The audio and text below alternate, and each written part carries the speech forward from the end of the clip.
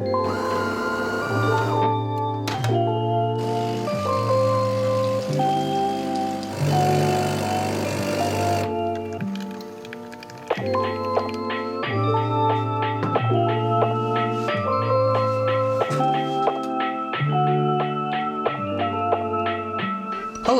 So let's talk about some changes. Well, last time we talked, I think my face looked a little bit different, did it not? I don't think I necessarily had, these new scars that I've gotten. I hope you like them, because they're gonna stick around for a little bit. You know what's great about recording here? Is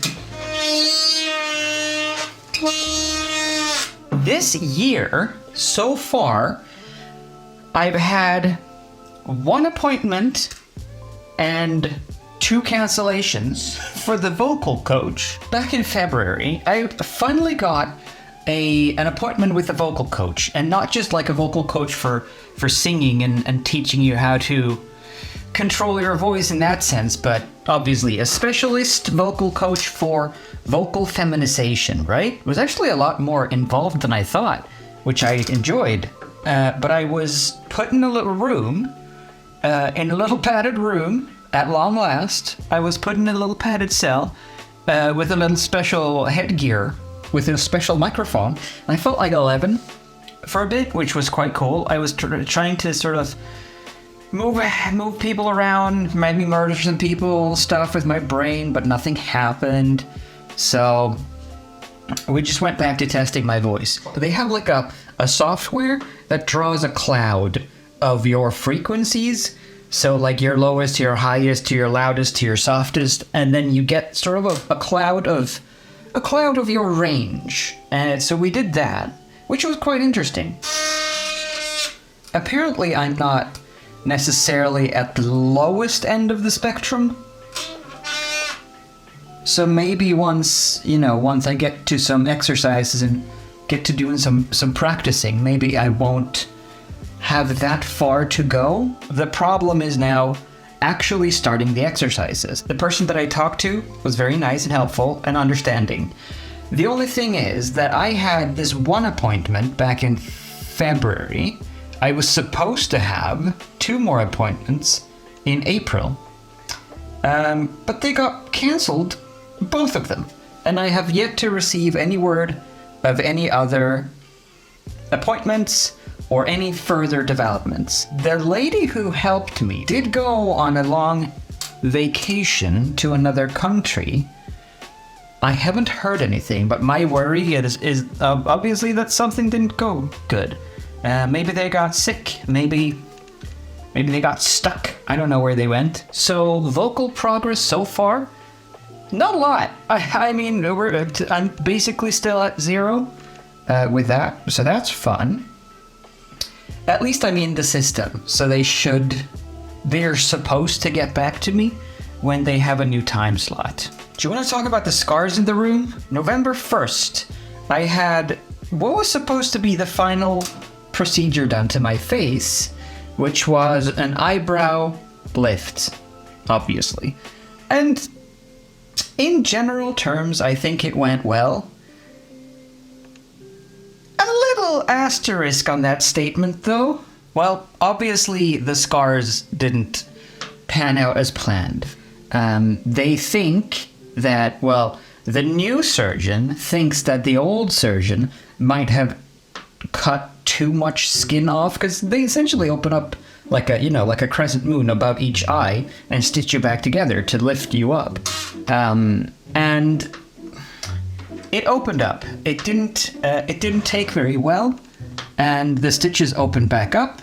Now the good thing is that obviously it's their fault, and they have to fix it, and I don't have to pay for that, which is good. The only annoying aspect is that I had this done in November, and you can't operate on scar tissue because it's harder than normal soft tissue, and also you have to heal for a set amount of months before you can actually get stitches on the same bit of skin. Anyway, so the solution to these scars, this specific problem is apparently that I need to get laser treatment. Laser treatment for scar tissue, which helps soften scar tissue. I don't know how much they say that is factual versus what is sales speech.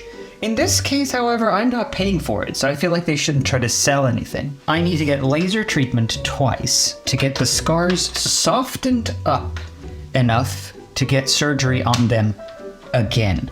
Obviously, the next step of the surgery is just pinching them back together, essentially. So that's a quick and easy topical surgery. No, like knockout anesthetics. I think they're just doing local anesthesia, which I'm not thrilled with personally, because I would like to not be aware of anything that's happening when I'm being cut into. But I don't think I have a lot of choice in that matter. As long as they can fix it, I guess it'll be fine. So that's been quite annoying. That's been a little bit hard. And what's worse, you can't really even put a mask on to hide it, because it's forehead based. And that would probably, if anything, just draw more attention. So that's been fun to deal with. Hopefully the next surgery will be booked soon. They will get back to me after summer, after I have had twice laser. And then hopefully they can put me back together. Speaking of laser, I also have been to laser hair removal for my face 9 times now. And I've seen maybe at most a half, like a reduction of half. I don't know if my hair growth is especially tough or stubborn. I don't know why it's not coming off. It's pretty sucky, because it's taken forever. You know what happened this spring? Last time I was going to get my medication, the estrogen patches that I use, I was told by the doctors that there's an estrogen shortage, not just in Sweden, in all of Europe, due to import restrictions and issues with sourcing all of the necessary medication from various places. Apparently due to the war, mostly. So, thanks Putin. Fortunately though, they did have my dosage in stock, so I could pick that up. So that was pretty good. I wish they would just sort of tell you anything. That'd be nice if they could just be like, hey, listen, we know you've been waiting for an appointment for quite a while. Your person got sick, and they might be sick for a while, or it got serious, or they might not be back for a bit. We'll try to get you in with another coach as soon as possible. That'd be nice. And that's one of the reasons I haven't done much of an update thing in a while either, because there's just not a lot of updating going on other than, yeah, I'm just waiting for your time in line, waiting for doctors to make up their minds, waiting for medicine to ship, waiting for medicine to be imported. It's kind of sucky, so it's quite tricky to know what to do, because you can't set up any expectations, right? I would rather have an estimate than nothing at all. So the reason it's been such a long process with the eyebrows is because the original surgeon who did the eyebrows was the only surgeon who does that procedure at the clinic. And now that surgeon has been put on leave, and the surgeon that I wanted to see, the surgeon that they had that specializes in scar tissue, has quit. So the guy that did my nose quit. The guy that did the eyebrows is on leave. The guy that did the eyelid has several cases against him. Hey, any actual, like, good surgeons want to come to Sweden for work? I'll pay you. At least the surgeon that I spoke with last was very helpful, because he explained to me, at least, instead of just saying, no, we can't do that, or no, that's not gonna work out, or you're not allowed. Instead, they explained to me when I asked about the eyelid, for example, because my right eyelid still does not open as much as my left eyelid, and I've been told it's something called a ptosis. I have no idea what that means or what that is, but regardless, I figured just cut a bit of skin off, it'll be fine. But apparently that's not necessarily how surgery works. Ptosis, mash it, boil it, chuck it in a stew. You can't just cut a bit of skin off because it has to do with the underlying muscle. So the underlying muscle in my eye would need to get raised up so that my eye can actually function. If you just remove some skin, the risk is that your eyes, when you go to sleep, they don't stay closed. And then, you either, well, at best you look creepy, but at worst your eyes dry out and you keep waking up and stuff, and that doesn't sound great. The big surgery, I know nothing. Hopefully, I can talk to them about it in September. The last time I called this place that I've been in line for since March 2021, I've been waiting for them to get back to me. The last time I called them, they said, "Oh yeah, by the looks of things, if the queue times keep, if everything is as expected, you will get to talk to us in September." But what does talking to them entail?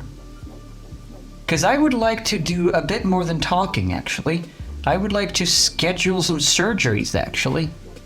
The problem is I have to first get them to approve me, and then they have to send my case to the state, and then the state has to approve me, and then I can send an appeal or I can apply for surgery, and then I'll have to wait for however long the surgery people takes to get a time. It's really frustrating to know nothing, and all you can do is wait. All you can do is just hope that one day someone will call you and they will tell you something that you want to hear.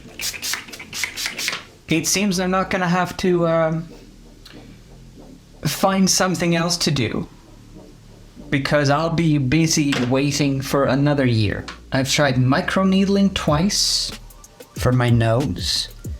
It has had, I would say, minimal, if any, effect so far, in my opinion. I've done the laser treatment 9 times on my face. It's done very little. They can offer me IPL, which I've done way in the past, and that did nothing. They've now lasered my eyebrows, or my scars, and I've noticed no effect. I'm beginning to feel like most of this beauty regime stuff is, placebo? At least I bought a bathtub.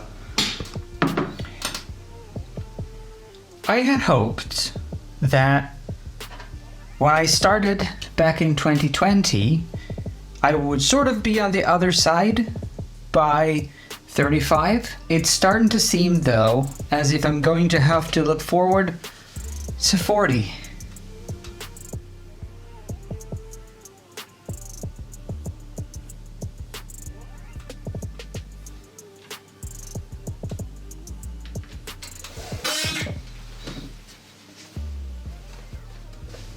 On the upside, I have started making music. It's just on Spotify, no big deal. I'm also back on a streaming schedule every Tuesday, Thursday, and Saturday. In fact, if everything goes to plan, there should be a stream on tonight. Maybe I'll see you then.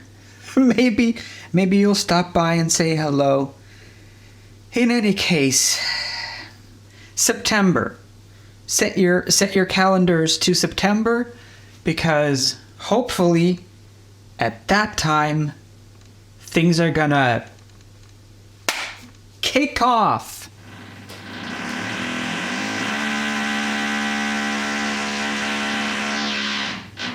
This entire recording, because my neighbors are I think they just drill in their walls for fun.